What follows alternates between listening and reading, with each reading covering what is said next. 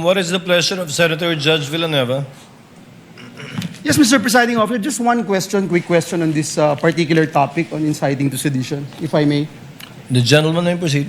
Yes, again, let me ask the witness, just to clarify the factual basis for the National Bureau of Investigation's possible inciting to sedition. No? We recognize, Mr. Witness, yung strong criticism of the President may fall within the realm of what we call protected political speech. And it's really a balance. And somehow, yun yung nagpapa-confuse paminsan. Kailan nagpo-fall into grave threats, kailan nagpo-fall into inciting to sedition. Pero bilang investigador, ano po yung ninyo na sa mga pahayag at sa surrounding circumstances na naging basihan po ng NBI para tignan ito bilang posibleng inciting to sedition at hindi lamang ito pumapasok doon sa tinatawag na political criticism? Yes, Your Honor. Well, una, kinonsider namin sino yung utterer. So, una, yung utterer, the Vice President, the second highest official of the land. Then, pangalawa, kinonsider namin, ano ba yung mga in-utter ng Vice President? And then, pangatlo, ano ba yung surrounding circumstances na like naging reaksyon nung recipient nung utterances o threats? Nakita ho namin na kung pwede palang gawin ito ng isa sa pinakamataas na posisyon ng Pilipinas at hindi natin ito i-address, hindi natin i-regulate, pwede na rin po pala itong gawin ng kahit na sino. Remember, Your Honor, Vice President is kinukonsider ho natin na model bilang public official. So tinitingnan po natin siya kung ano yung actuation siya sa public, kung ano yung pakikipagrelasyon niya sa ibang public official. So again, Your Honor, nung makita ho namin yan, may effect po sa mga tao. Kung ang Vice President kayang gawin yan at wala namang nangyari, gawin na rin natin yung iba. Yung ini-explain ko nga kahapon, may pattern, may consistent siya, and the fact na bold yung mga statement, pupugutan ng ulo,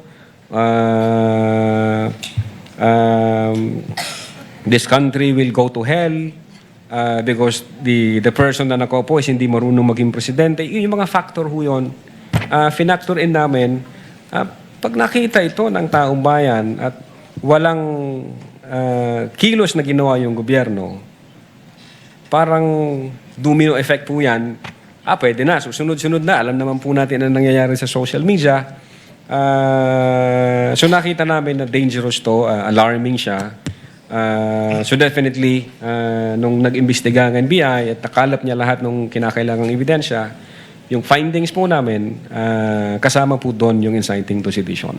Is it safe to say na yung pinaka-core nito is that when it falls under that category na it somehow steers public uprising? Definitely, based on our investigation. Yun yes, po yung core, would yes, you say? Sir. And do you use the same methodology as you use doon sa grave test? For example, yung 4 stages na binanggit po ninyo, identification, collection, analysis, legal evaluation, yung elements na binanggit nyo yesterday, yung factors considered, delivery, literal meaning, nature, relationship to the parties, blah, blah, blah.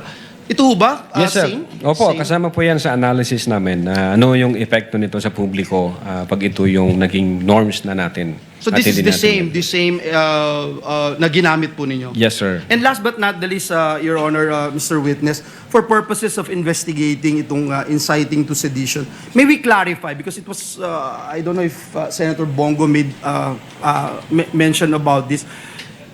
To clarify lang, is it necessary that someone was actually incited? Yun po ba, just for purposes of investigating itong inciting to sedition, is it necessary that someone was actually incited para mag-fall dito? Well, ang basis po namin, yung People versus Nabong, if I'm not mistaken, in order to be seditious yung speeches, it is not necessary na mayroong actual sedition. The law also penalizes or punishes those statements na mag-i-encourage to overthrow the government or to steer the people against the government or to disturb the peace of the community or to undermine public safety and public order. Yun Thank ho you ang for naging the consideration. clarification. Thank you. Thank you, sir. Mr.